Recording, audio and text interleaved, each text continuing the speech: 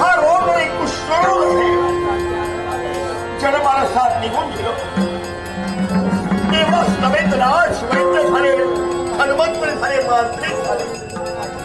म्हणून राहिले भगवान, यावर कुणाचा उपाय चाललेला क्षणा राजप्रसादी प्रवेश केला असता माझ्या विद्यासमोर एकच मला दिसत आहे. माझ्या देशाचा बहिष्कार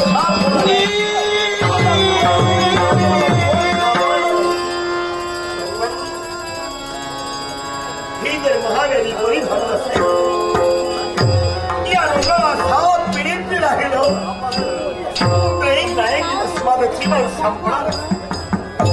माझ्या जीवनाला काय अर्थ होणार नाही. अर्थ शुद्ध जीवन होणार आहे, अर्थ शुद्ध होणार आहे.